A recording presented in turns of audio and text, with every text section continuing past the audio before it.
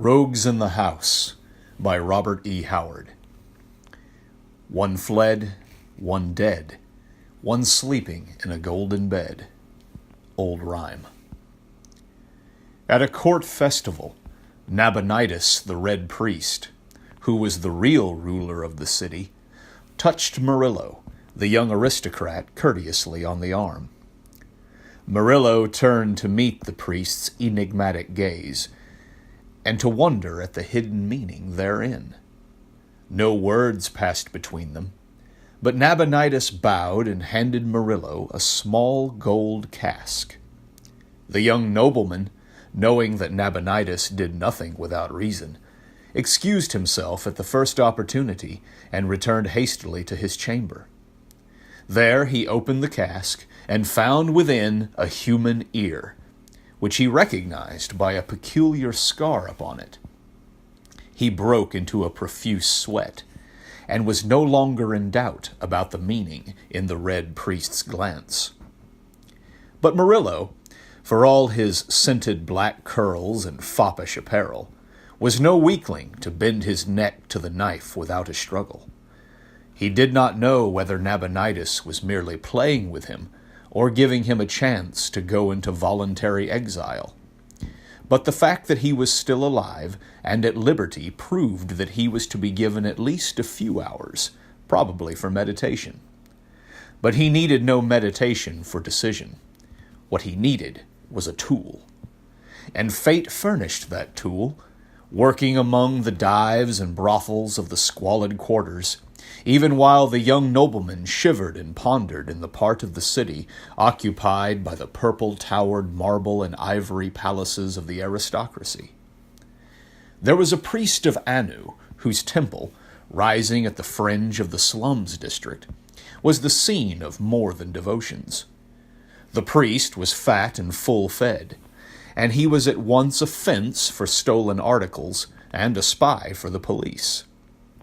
He worked a thriving trade both ways, because the district on which he bordered was the maze, a tangle of muddy, winding alleys and sordid dens, frequented by the boldest thieves in the kingdom. Daring above all were a Gunderman deserter from the mercenaries and a barbaric Cimmerian. Because of the priest of Anu, the Gunderman was taken and hanged in the market square.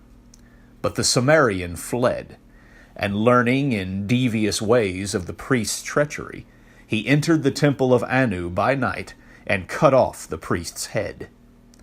There followed a great turmoil in the city, but search for the killer proved fruitless until his punk betrayed him to the authorities and led a captain of the guard and his squad to the hidden chamber where the barbarian lay drunk. Waking to stupefied but ferocious life when they seized him, he disemboweled the captain, burst through his assailants, and would have escaped, but for the liquor that still clouded his senses.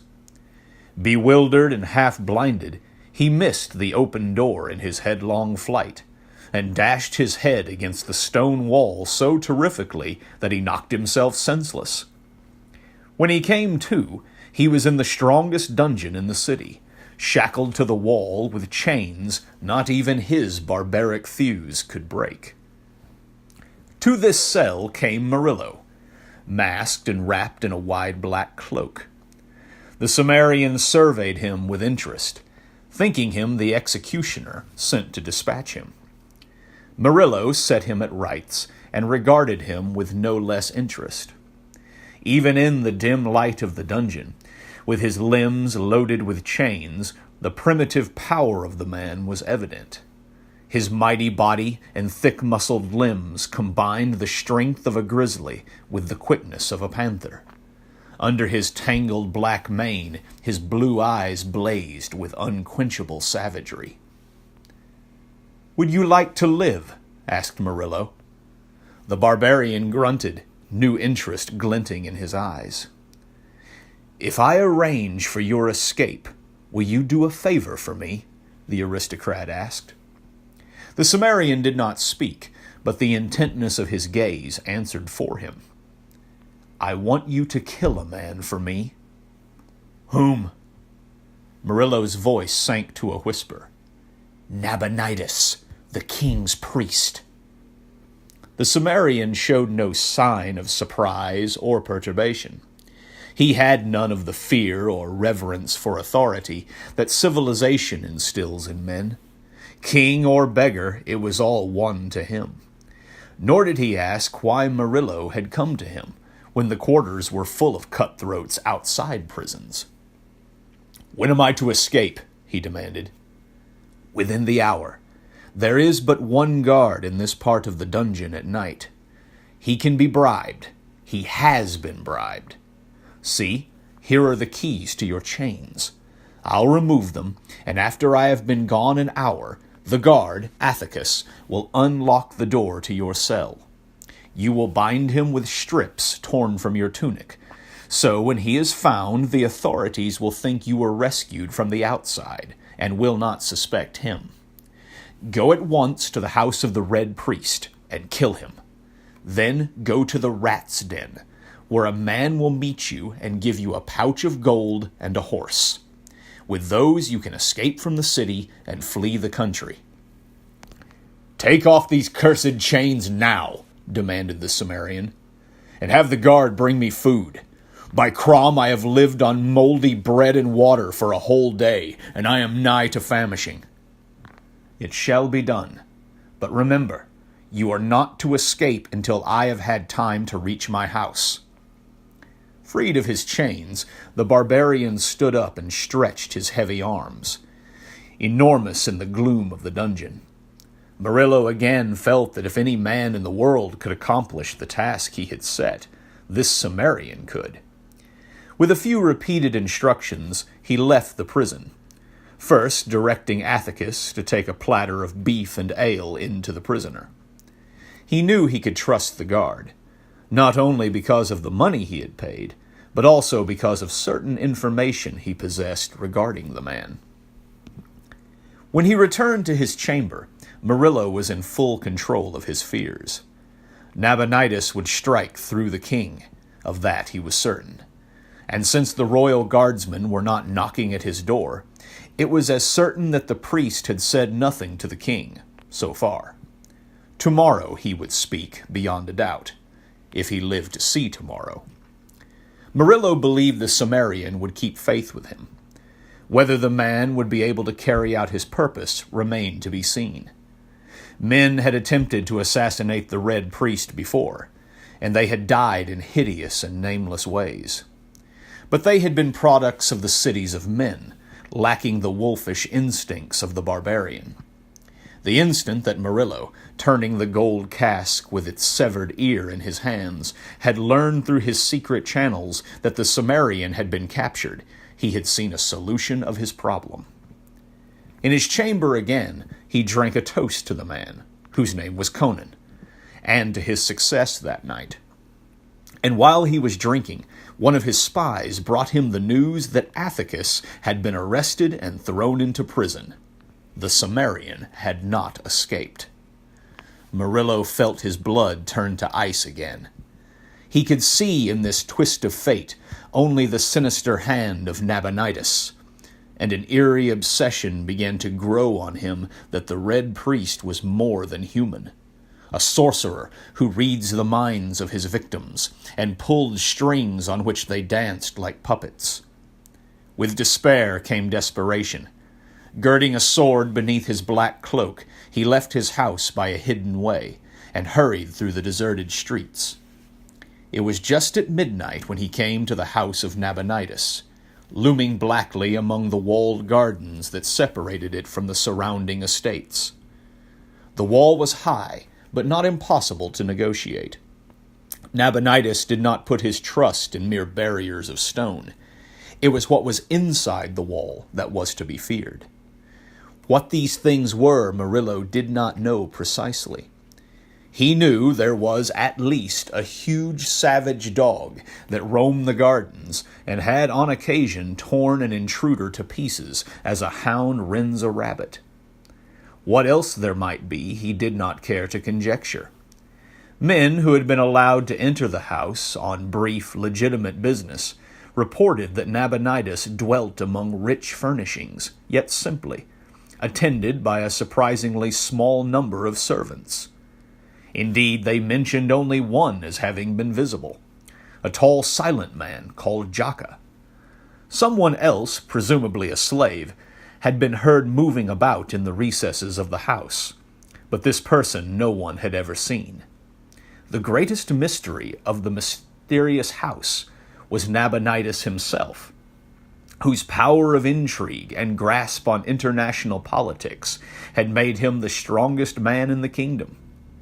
People, chancellor, and king moved puppet-like on the strings he worked. Murillo scaled the wall and dropped down into the gardens, which were expanses of shadow, darkened by clumps of shrubbery and waving foliage. No light shone in the windows of the house, which loomed so blackly among the trees. The young nobleman stole stealthily yet swiftly through the shrubs. Momentarily he expected to hear the baying of the great dog, and to see its giant body hurtle through the shadows. He doubted the effectiveness of his sword against such an attack, but he did not hesitate. As well die beneath the fangs of a beast as the axe of the headsman. He stumbled over something bulky and yielding. Bending close in the dim starlight, he made out a limp shape on the ground. It was the dog that guarded the gardens, and it was dead. Its neck was broken, and it bore what seemed to be the marks of great fangs. Murillo felt that no human being had done this. The beast had met a monster more savage than itself. Murillo glared nervously at the cryptic masses of bush and shrub. Then, with a shrug of his shoulders, he approached the silent house. The first door he tried proved to be unlocked. He entered warily, sword in hand, and found himself in a long, shadowy hallway, dimly illumined by a light that gleamed through the hangings at the other end. Complete silence hung over the whole house. Murillo glided along the hall and halted to peer through the hangings. He looked into a lighted room, over the windows of which velvet curtains were drawn so closely as to allow no beam to shine through. The room was empty, insofar as human life was concerned, but it had a grisly occupant nevertheless. In the midst of a wreckage of furniture and torn hangings that told of a fearful struggle lay the body of a man. The form lay on its belly, but the head was twisted about, so that the chin rested behind a shoulder. The features, contorted into an awful grin, seemed to leer at the horrified nobleman. For the first time that night, Murillo's resolution wavered. He cast an uncertain glance back the way he had come. Then the memory of the headsman's block, an axe steeled him, and he crossed the room, swerving to avoid the grinning horror sprawled in its midst. Though he had never seen the man before, he knew from former descriptions that it was Jaka, Nabonidus's saturnine servant. He peered through a curtained door into a broad circular chamber, banded by a gallery halfway between the polished floor and the lofty ceiling. This chamber was furnished as if for a king. In the midst of it stood an ornate mahogany table, loaded with vessels of wine and rich viands. And Murillo stiffened. In a great chair whose broad back was toward him, he saw a figure whose habiliments were familiar. He glimpsed an arm in a red sleeve, resting on the arm of the chair. The head, clad in the familiar scarlet hood of the gown, was bent forward as if in meditation. Just so had Murillo seen Nabonidus sit 100 times in the royal court. Cursing the pounding of his own heart, the young nobleman stole across the chamber, sword extended, his whole frame poised for the thrust. His prey did not move, nor seem to hear his cautious advance. Was the red priest asleep, or was it a corpse which slumped in that great chair? The length of a single stride separated Murillo from his enemy, when suddenly the man in the chair rose and faced him. The blood went suddenly from Murillo's features. His sword fell from his fingers and rang on the polished floor. A terrible cry broke from his livid lips. It was followed by the thud of a falling body. Then, once more, silence reigned over the house of the Red Priest. Shortly after Murillo left the dungeon where Conan the Cimmerian was confined, Athicus brought the prisoner a platter of food, which included, among other things, a huge joint of beef and a tankard of ale. Conan fell to voraciously, and Athicus made a final round of the cells to see that all was in order, and that none should witness the pretended prison break. It was while he was so occupied that a squad of guardsmen marched into the prison and placed him under arrest. Murillo had been mistaken when he assumed this arrest denoted discovery of Conan's planned escape. It was another matter. Athicus had become careless in his dealings with the underworld, and one of his past sins had caught up with him. Another jailer took his place, a stolid, dependable creature whom no amount of bribery could have shaken from his duty. He was unimaginative, but he had an exalted idea of the importance of his job. After Athicus had been marched away to be formally arraigned before a magistrate, this jailer made the rounds of the cells as a matter of routine. As he passed that of Conan, his sense of propriety was shocked and outraged to see the prisoner free of his chains and in the act of gnawing the last shreds of meat from a huge beef bone. The jailer was so upset that he made the mistake of entering the cell alone, without calling guards from other parts of the prison. It was his first mistake in the line of duty, and his last. Conan brained him with the beef bone, took his poniard and his keys, and made a leisurely departure. As Murillo had said, only one guard was on duty there at night. The Cimmerian passed himself outside the walls by means of the keys he had taken, and presently emerged into the outer air, as free as if Murillo's plan had been successful.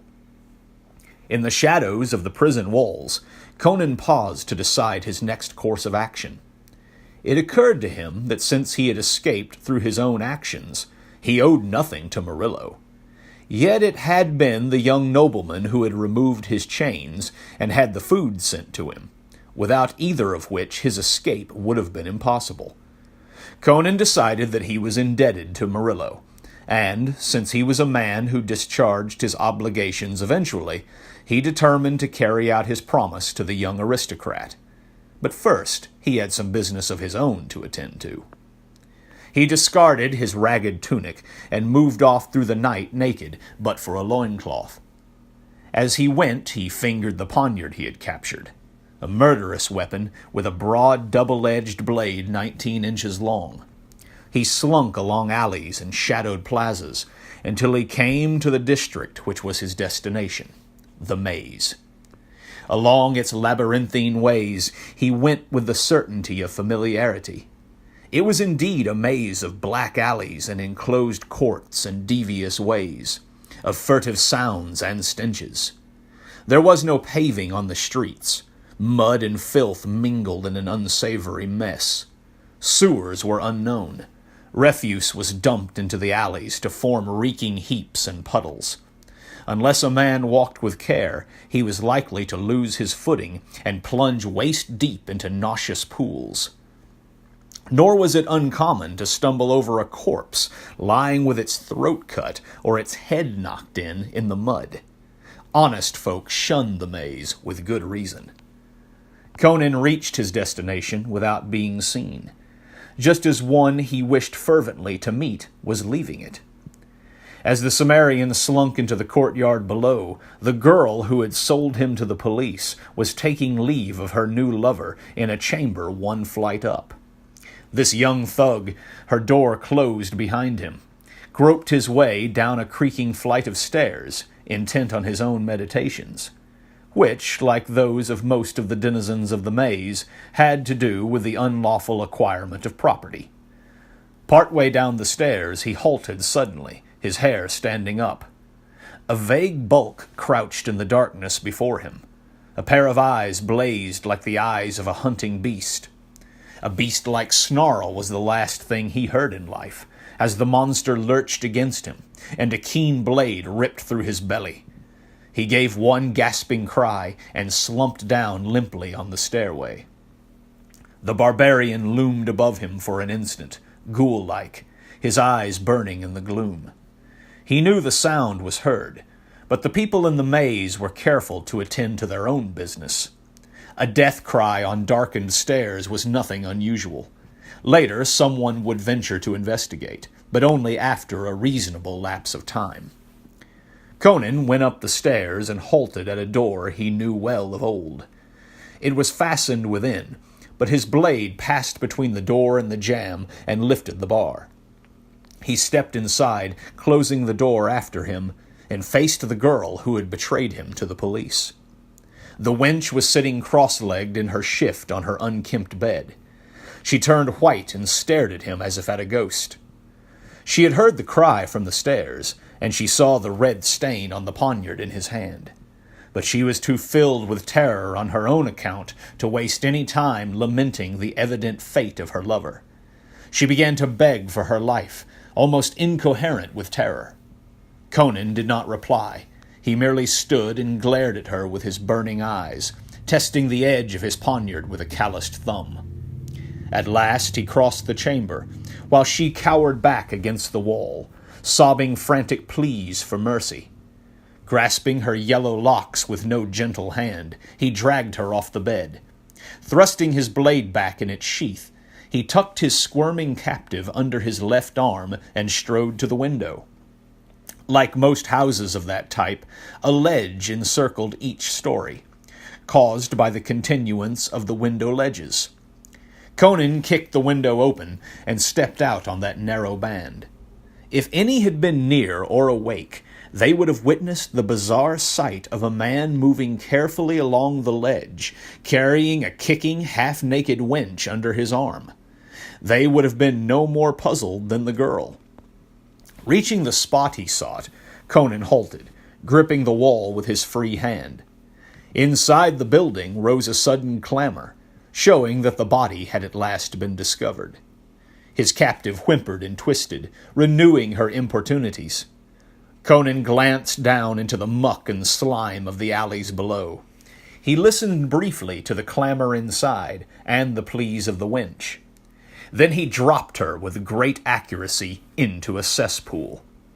He enjoyed her kickings and flounderings and the concentrated venom of her profanity for a few seconds, and even allowed himself a low rumble of laughter. Then he lifted his head, listened to the growing tumult within the building, and decided it was time for him to kill Nabonidus. It was a reverberating clang of metal that roused Murillo. He groaned and struggled dazedly to a sitting posture. About him all was silence and darkness, and for an instant he was sickened with the fear that he was blind. Then he remembered what had gone before, and his flesh crawled. By the sense of touch, he found that he was lying on a floor of evenly joined stone slabs. Further groping discovered a wall of the same material. He rose and leaned against it, trying in vain to orient himself. That he was in some sort of a prison seemed certain, but where and how long he was unable to guess. He remembered dimly a clashing noise, and wondered if it had been the iron door of his dungeon closing on him, or if it betokened the entrance of an executioner. At this thought he shuddered profoundly, and began to feel his way along the wall. Momentarily he expected to encounter the limits of his prison, but after a while he came to the conclusion that he was traveling down a corridor. He kept to the wall, fearful of pits or other traps, and was presently aware of something near him in the blackness. He could see nothing, but either his ears had caught a stealthy sound, or some subconscious sense warned him. He stopped short, his hair standing on end. As surely as he lived, he felt the presence of some living creature crouching in the darkness in front of him. He thought his heart would stop, when a voice hissed in a barbaric accent. "Murillo, is it you?" "Conan! Limp from the reaction, the young nobleman groped in the darkness, and his hands encountered a pair of great naked shoulders. "Good thing I recognized you," grunted the barbarian. "I was about to stick you like a fattened pig." "Where are we, in Mitra's name?" "In the pits under the Red Priest's house. But why? What is the time?" "Not long after midnight." Murillo shook his head, trying to assemble his scattered wits. "What are you doing here?" demanded the Cimmerian. "I came to kill Nabonidus. I heard they had changed the guard at your prison." "They did," growled Conan. "I broke the new jailer's head and walked out. I would have been here hours agone, but I had some personal business to attend to. Well, shall we hunt for Nabonidus?" Murillo shuddered. "Conan, we are in the house of the Arch-Fiend. I came seeking a human enemy. I found a hairy devil out of hell." Conan grunted uncertainly. Fearless as a wounded tiger as far as human foes were concerned, he had all the superstitious dreads of the primitive. "I gained access to the house," whispered Murillo, as if the darkness were full of listening ears. "In the outer gardens, I found Nabonidus's dog mauled to death. Within the house, I came upon Jaka, the servant. His neck had been broken. Then I saw Nabonidus himself seated in his chair, clad in his accustomed garb. At first I thought he too was dead. I stole up to stab him. He rose and faced me. Gods!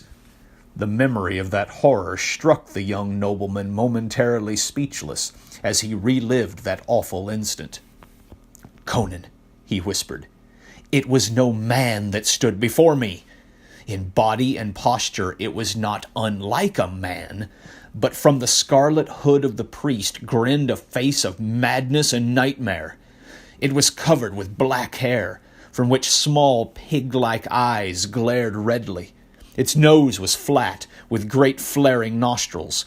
Its loose lips writhed back, disclosing huge yellow fangs like the teeth of a dog.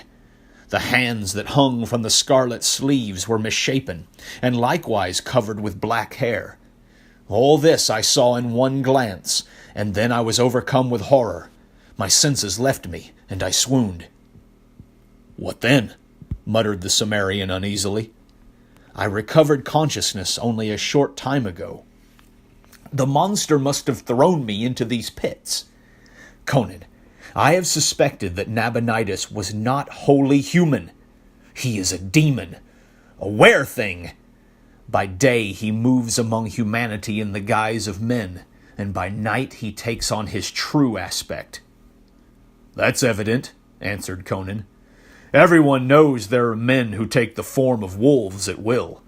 But why did he kill his servants?" "Who can delve in the mind of a devil?" replied Murillo. "Our present interest is getting out of this place. Human weapons cannot harm a wereman. How did you get in here?" "Through the sewer. I reckoned on the gardens being guarded. The sewers connect with a tunnel that lets into these pits. I thought to find some door leading up into the house unbolted." "Then let us escape by the way you came," exclaimed Murillo. "To the devil with it. Once out of this snake den, we'll take our chance with the king's guardsmen and risk a flight from the city. Lead on." "Useless," grunted the Cimmerian. "The way to the sewers is barred.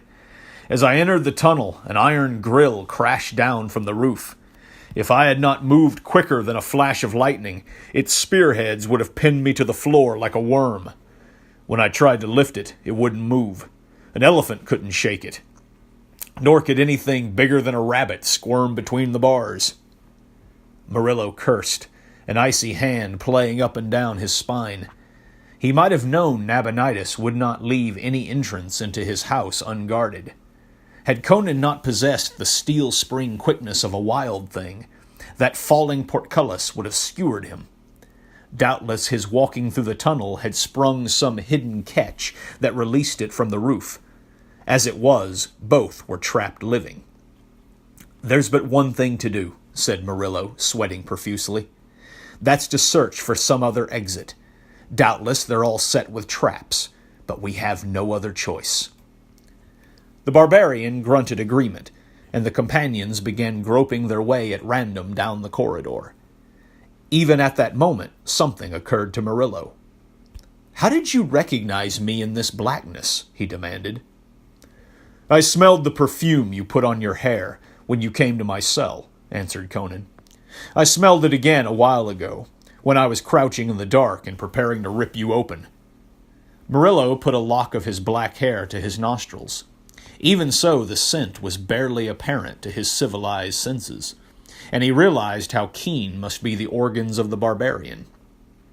Instinctively, his hand went to his scabbard as they groped onward, and he cursed to find it empty.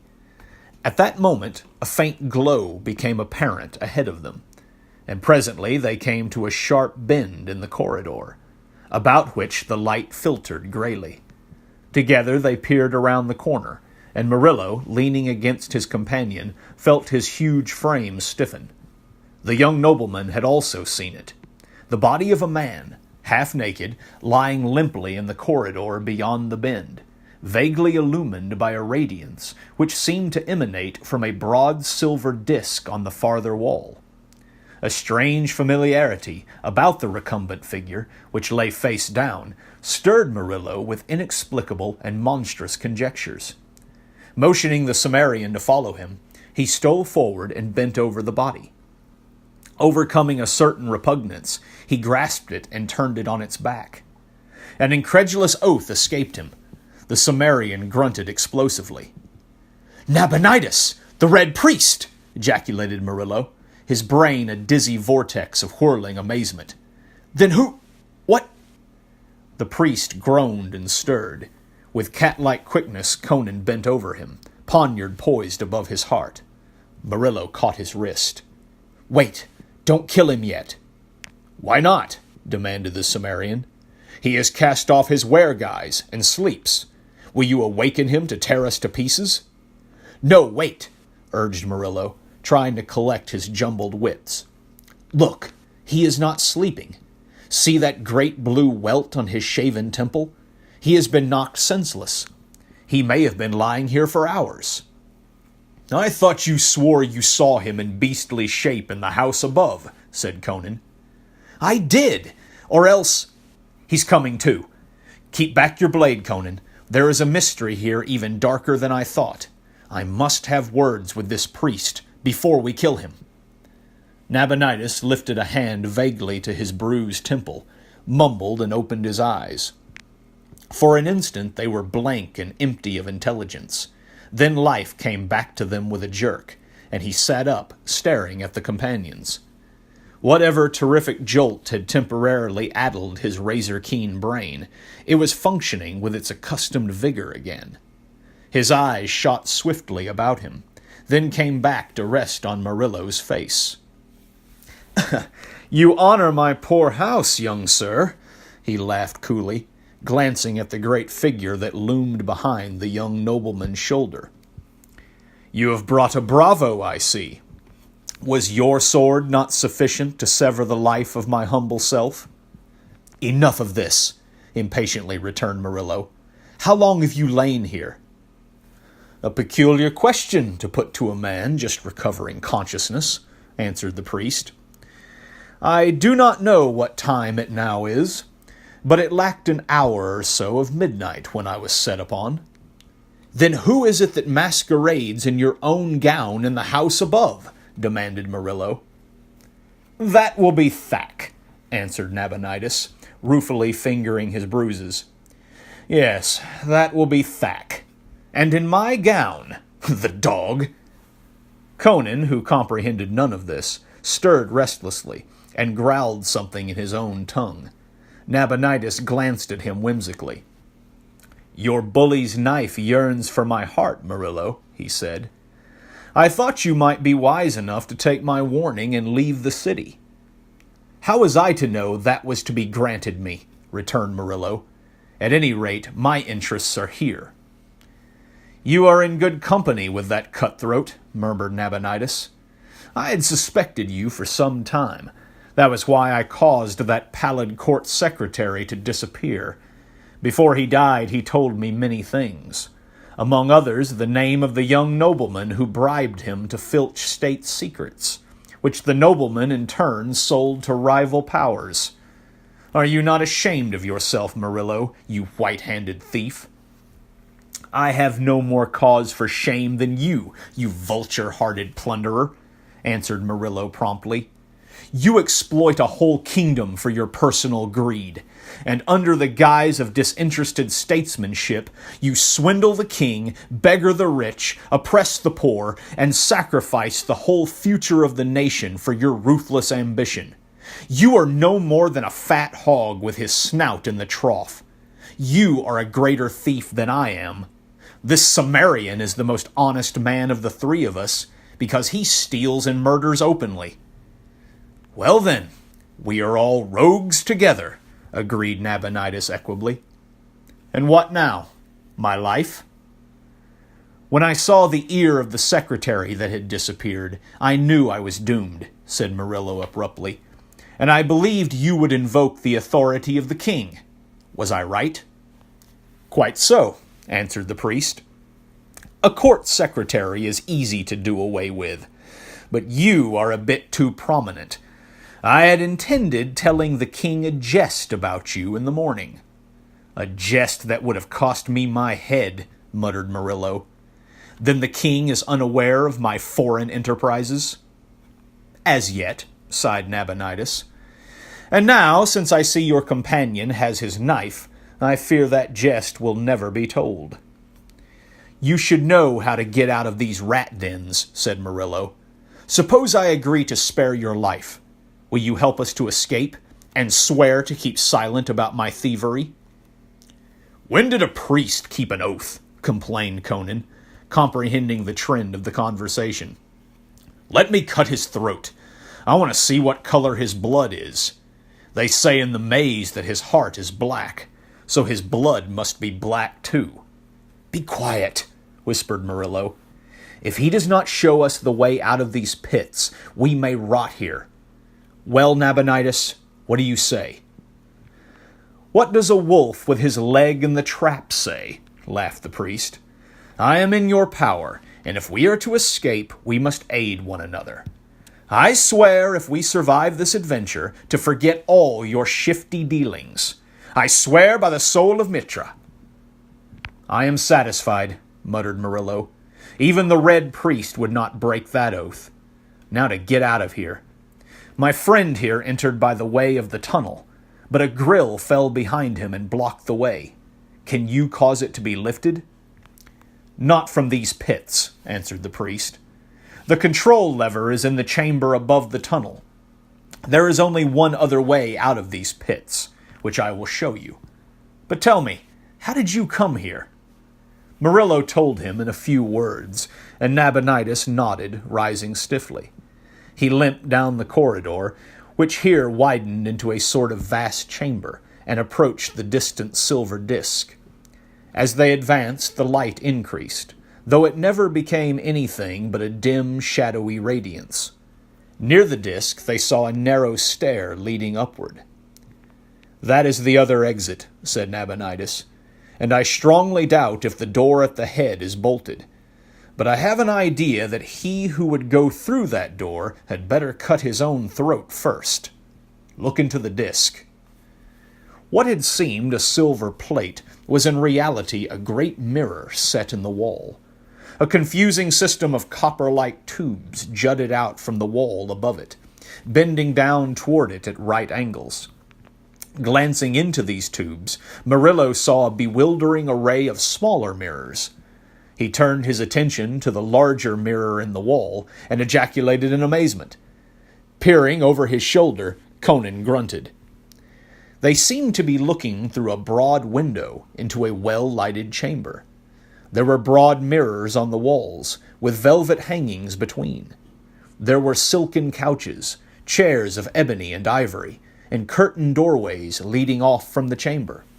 And below one doorway, which was not curtained, sat a bulky black object that contrasted grotesquely with the richness of the chamber. Murillo felt his blood freeze again as he looked at the horror which seemed to be staring directly into his eyes.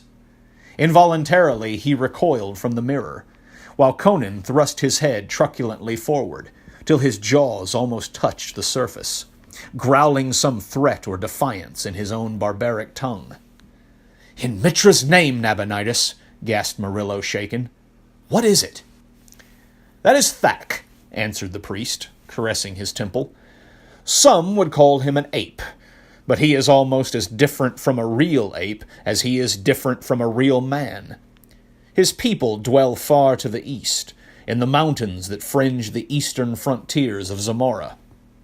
There are not many of them, but if they are not exterminated, I believe they will become human beings, in perhaps 100,000 years. They are in the formative stage. They are neither apes, as their remote ancestors were, nor men, as their remote descendants may be. They dwell in the high crags of well-nigh inaccessible mountains, knowing nothing of fire or the making of shelter or garments, or the use of weapons. Yet they have a language of a sort, consisting mainly of grunts and clicks. I took Thak when he was a cub, and he learned what I taught him much more swiftly and thoroughly than any true animal could have done. He was at once bodyguard and servant. But I forgot that being partly a man, he could not be submerged into a mere shadow of myself, like a true animal. Apparently, his semi-brain retained impressions of hate, resentment, and some sort of bestial ambition of its own. At any rate, he struck when I least expected it. Last night he appeared to go suddenly mad. His actions had all the appearance of bestial insanity. Yet I know that they must have been the result of long and careful planning. I heard a sound of fighting in the garden, and going to investigate, for I believed it was yourself, being dragged down by my watchdog, I saw Thak emerge from the shrubbery dripping with blood. Before I was aware of his intention, he sprang at me with an awful scream and struck me senseless. I remember no more, but can only surmise that following some whim of his semi-human brain, he stripped me of my gown and cast me still living into the pits. For what reason, only the gods can guess. He must have killed the dog when he came from the garden, and after he struck me down, he evidently killed Jaka, as you saw the man lying dead in the house. Jaka would have come to my aid, even against Thak, whom he always hated. Murillo stared in the mirror at the creature, which sat with such monstrous patience before the closed door. He shuddered at the sight of the great black hands, thickly grown with hair that was almost fur-like. The body was thick, broad, and stooped. The unnaturally wide shoulders had burst the scarlet gown, and on these shoulders Murillo noted the same thick growth of black hair. The face peering from the scarlet hood was utterly bestial, and yet Murillo realized that Nabonidus spoke truth when he said that Thak was not wholly a beast. There was something in the red, murky eyes, something in the creature's clumsy posture, something in the whole appearance of the thing that set it apart from the truly animal. That monstrous body housed a brain and soul that were just budding awfully into something vaguely human.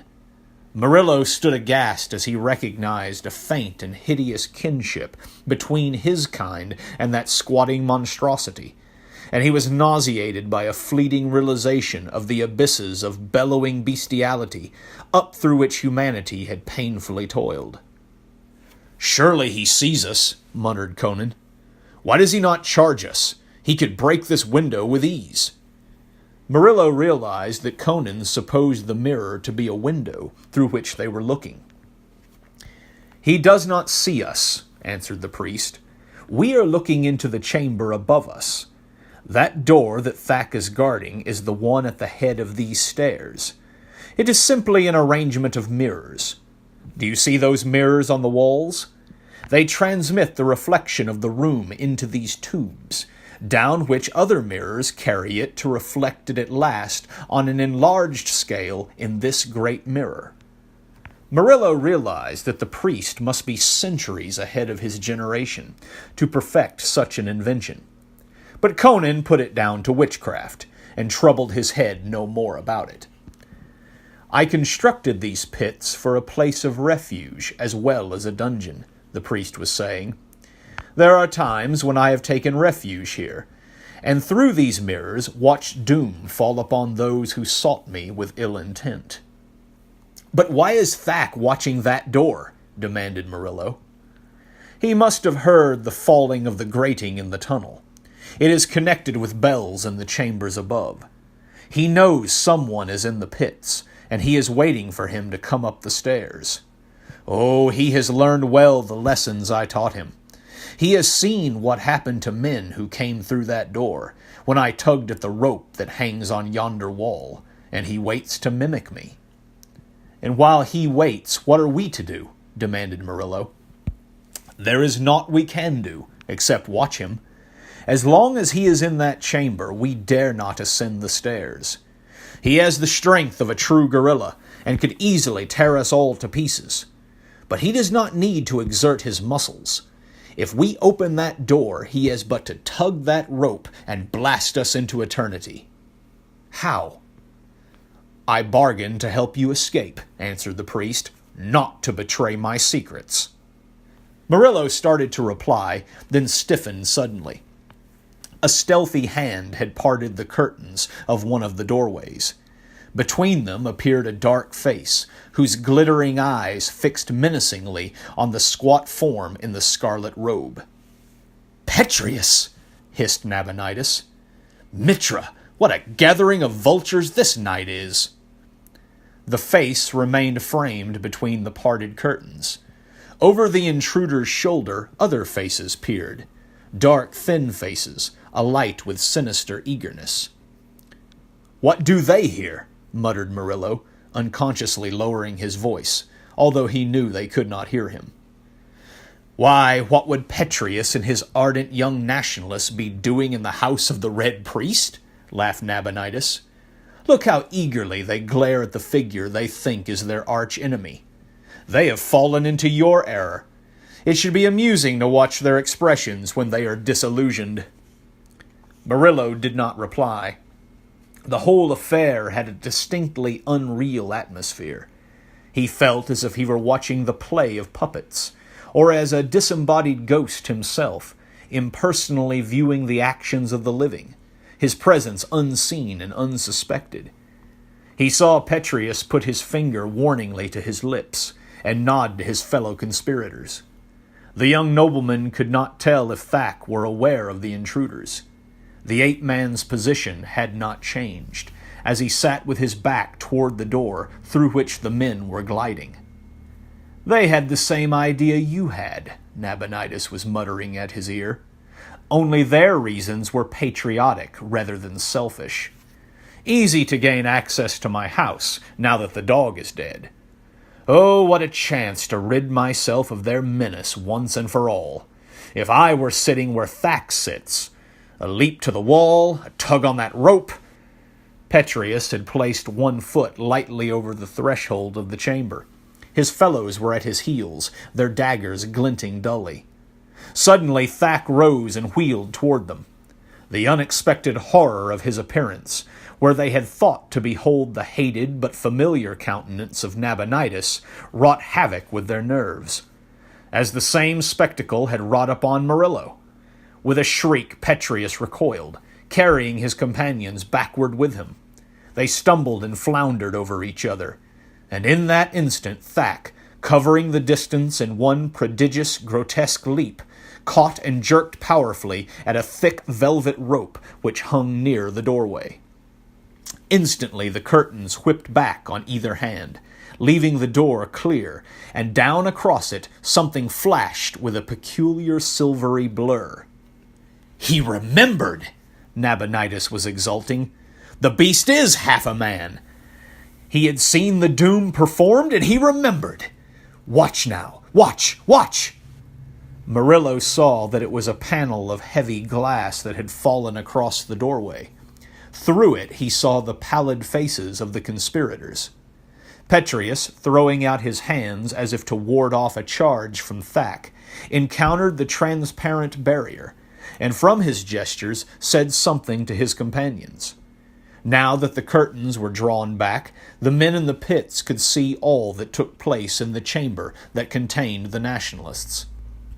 Completely unnerved, these ran across the chamber toward the door by which they had apparently entered, only to halt suddenly as if stopped by an invisible wall.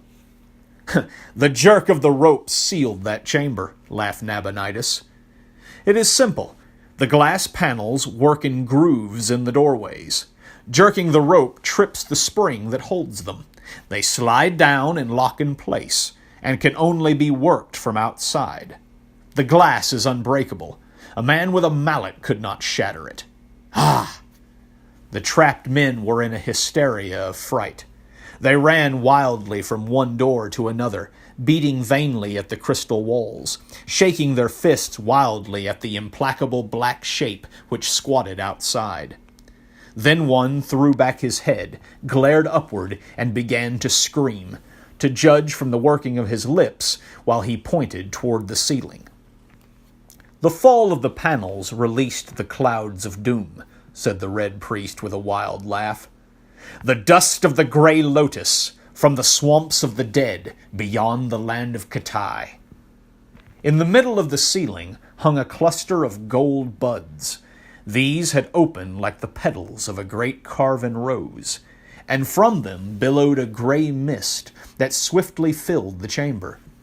Instantly the scene changed from one of hysteria to one of madness and horror. The trapped men began to stagger. They ran in drunken circles. Froth dripped from their lips, which twisted as in awful laughter. Raging, they fell upon one another with daggers and teeth, slashing, tearing, slaying in a holocaust of madness. Murillo turned sick as he watched, and was glad that he could not hear the screams and howls with which that doomed chamber must be ringing. Like pictures thrown on a screen, it was silent. Outside the chamber of horror, Thack was leaping up and down in brutish glee, tossing his long, hairy arms on high. At Murillo's shoulder, Nabonidus was laughing like a fiend. "Ha! A good stroke, Petreius! That fairly disemboweled him. Now one for you, my patriotic friend. So, they are all down, and the living tear the flesh of the dead with their slavering teeth." Murillo shuddered. Behind him the Cimmerian swore softly in his uncouth tongue. Only death was to be seen in the chamber of the grey mist. Torn, gashed, and mangled, the conspirators lay in a red heap, gaping mouths and blood-dabbled faces staring blankly upward through the slowly swirling eddies of grey. Thack, stooping like a giant gnome, approached the wall where the rope hung, and gave it a peculiar sideways pull. "He is opening the farther door," said Nabonidus. "By Mitra, he is more of a human than even I had guessed. See, the mist swirls out of the chamber and is dissipated. He waits to be safe. Now he raises the other panel. He is cautious. He knows the doom of the Grey Lotus, which brings madness and death. By Mitra!" Murillo jerked about at the electric quality of the exclamation. "Our one chance!" exclaimed Nabonidus. "If he leaves the chamber above for a few minutes, we will risk a dash up those stairs." Suddenly tense, they watched the monster waddle through the doorway and vanish. With the lifting of the glass panel, the curtains had fallen again, hiding the chamber of death. "We must chance it," gasped Nabonidus, and Murillo saw perspiration break out on his face. "Perhaps he will be disposing of the bodies as he has seen me do. Quick, follow me up those stairs." He ran toward the steps, and up them with an agility that amazed Murillo. The young nobleman and the barbarian were close at his heels, and they heard his gusty sigh of relief as he threw open the door at the top of the stairs. They burst into the broad chamber they had seen mirrored below. Thack was nowhere to be seen. "He's in that chamber with the corpses," exclaimed Murillo. Why not trap him there as he trapped them? No, no, gasped Nabonidus, an unaccustomed pallor tinging his features. We do not know that he is in there. He might emerge before we could reach the trap rope anyway. Follow me into this corridor. I must reach my chamber and obtain weapons which will destroy him. This corridor is the only one opening from this chamber which is not set with a trap of some kind. They followed him swiftly through a curtained doorway opposite the door of the death chamber, and came into a corridor into which various chambers opened. With fumbling haste, Nabonidus began to try the doors on each side. They were locked, as was the door at the other end of the corridor. My God! The red priest leaned against the wall, his skin ashen. The doors are locked, and Thak took my keys from me. We are trapped after all. Murillo stared appalled to see the man in such a state of nerves, and Nabonidus pulled himself together with an effort. That beast has me in a panic, he said. If you had seen him tear men as I have seen, well, Mitra ate us, but we must fight him now with what the gods have given us. Come. He led them back to the curtained doorway, and peered into the great chamber in time to see Thak emerge from the opposite doorway. It was apparent that the beast man had suspected something. His small, close-set ears twitched. He glared angrily about him, and approaching the nearest doorway, tore aside the curtains to look behind them. Nabonidus drew back, shaking like a leaf. He gripped Conan's shoulder. Man, do you dare pit your knife against his fangs? The Cimmerian's eyes blazed in answer. Quick, the red priest whispered, thrusting him behind the curtains, close against the wall. As he will find us soon enough, we will draw him to us. As he rushes past you, sink your blade in his back if you can. You, Murillo, show yourself to him, and then flee up the corridor. Mitra knows we have no chance with him in hand-to-hand combat, but we are doomed anyway when he finds us. Murillo felt his blood congeal in his veins, but he steeled himself and stepped outside the doorway. Instantly Thak on the other side of the chamber wheeled, glared, and charged with a thunderous roar. His scarlet hood had fallen back, revealing his black misshapen head. His black hands and red robe were splashed with a brighter red. He was like a crimson and black nightmare as he rushed across the chamber, fangs bared, his bowed legs hurtling his enormous body along at a terrifying gait. Murillo turned and ran back into the corridor, and quick as he was, the shaggy horror was almost at his heels.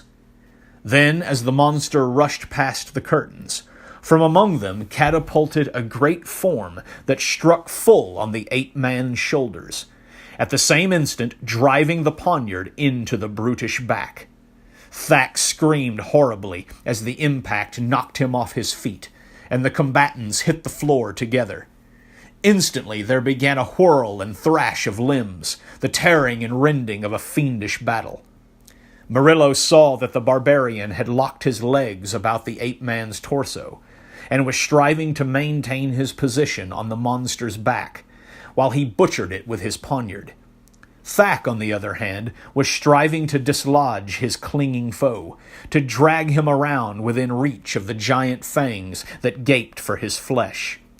In a whirlwind of blows and scarlet tatters, they rolled along the corridor, revolving so swiftly that Murillo dared not use the chair he had caught up, lest he strike the Cimmerian. And he saw that in spite of the handicap of Conan's first hold, and the voluminous robe that lashed and wrapped about the ape-man's limbs and body, Thak's giant strength was swiftly prevailing. Inexorably, he was dragging the Cimmerian around in front of him. The ape-man had taken punishment enough to have killed a dozen men. Conan's poniard had sunk again and again into his torso, shoulders, and bull-like neck. He was streaming blood from a score of wounds, but unless the blade quickly reached some absolutely vital spot, Thak's inhuman vitality would survive to finish the Cimmerian, and after him, Conan's companions. Conan was fighting like a wild beast himself. in silence except for his gasps of effort. The black talons of the monster and the awful grasp of those misshapen hands ripped and tore at him. The grinning jaws gaped for his throat. Then Murillo, seeing an opening, sprang and swung the chair with all his power, and with force enough to have brained a human being. The chair glanced from Thak's slanted black skull, but the stunned monster momentarily relaxed his rending grasp, and in that instant Conan, gasping and streaming blood, plunged forward and sank his poniard to the hilt in the ape-man's heart. With a convulsive shudder, the beast-man started from the floor, then sank limply back. His fierce eyes set and glazed. His thick limbs quivered and became rigid. Conan staggered dizzily up, shaking the sweat and blood out of his eyes. Blood dripped from his poniard and fingers, and trickled in rivulets down his thighs, arms, and breast. Murillo caught at him to support him, but the barbarian shook him off impatiently. "When I cannot stand alone, it will be time to die," he mumbled, through mashed lips. "But I'd like a flagon of wine."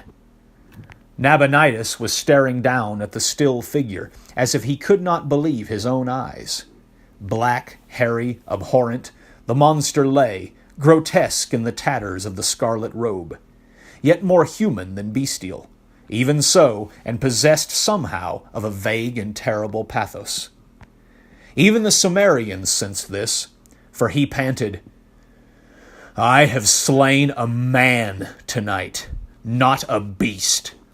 I will count him among the chiefs whose souls I've sent into the dark, and my women will sing of him." Nabonidus stooped and picked up a bunch of keys on a golden chain. They had fallen from the ape-man's girdle during the battle. Motioning his companions to follow him, he led them to a chamber, unlocked the door, and led the way inside. It was illumined like the others. The Red Priest took a vessel of wine from a table and filled crystal beakers. As his companions drank thirstily, he murmured, "What a night! It is nearly dawn now. What of you, my friends?" "I'll dress Conan's hurts, if you will fetch me bandages and the like," said Murillo, and Nabonidus nodded, and moved toward the door that let into the corridor. Something about his bowed head caused Murillo to watch him sharply. At the door, the Red Priest wheeled suddenly. His face had undergone a transformation. His eyes gleamed with his old fire. His lips laughed soundlessly. "Rogues together," his voice rang with its accustomed mockery, "but not fools together. You are the fool, Murillo." "What do you mean?" The young nobleman started forward. "Back!" Nabonidus's voice cracked like a whip. "Another step and I will blast you." Murillo's blood turned cold as he saw that the Red Priest's hand grasped a thick velvet rope which hung among the curtains just outside the door. "What treachery is this?" cried Murillo. "You swore—" "I swore I would not tell the king a jest concerning you. I did not swear not to take matters into my own hands if I could. Do you think I would pass up such an opportunity? Under ordinary circumstances, I would not dare to kill you myself without sanction of the king, but now none will ever know. You will go into the acid vats, along with Thak and the nationalist fools, and none will be the wiser. What a night this has been for me! If I have lost some valuable servants, I have nevertheless rid myself of various dangerous enemies. Stand back! I am over the threshold, and you cannot possibly reach me before I tug this cord and send you to hell. Not the Grey Lotus this time, but something just as effective. Nearly every chamber in my house is a trap. And so, Murillo, fool that you are!" Too quickly for the sight to follow, Conan caught up a stool and hurled it. Nabonidus instinctively threw up his arm with a cry, but not in time. The missile crunched against his head, and the Red Priest swayed and fell face down in a slowly widening pool of dark crimson. "His blood was red after all," grunted Conan. Murillo raked back his sweat-plastered hair with a shaky hand as he leaned against the table, weak from the reaction of relief. "It is dawn," he said. "Let us get out of here before we fall afoul of some other doom. If we can climb the outer wall without being seen, we won't be connected with this night's work. Let the police write their own explanation." He glanced at the body of the Red Priest where it lay etched in crimson and shrugged his shoulders. He was the fool after all. Had he not paused to taunt us, he could have trapped us easily. "Well," said the Cimmerian tranquilly, "he's traveled the road all rogues must walk at last. I'd like to loot the house, but I suppose we'd best go." As they emerged into the dimness of the dawn-whitened garden, Murillo said, "The Red Priest has gone into the dark, so my road is clear in the city, and I have nothing to fear. But what of you? There is still the matter of that priest in the maze, and—" "I'm tired of this city anyway," grinned the Cimmerian. "You mentioned a horse waiting at the rat's den. I'm curious to see how fast that horse can carry me into another kingdom. There's many a highway I want to travel before I walk the road Nabonidus walked this night." The end.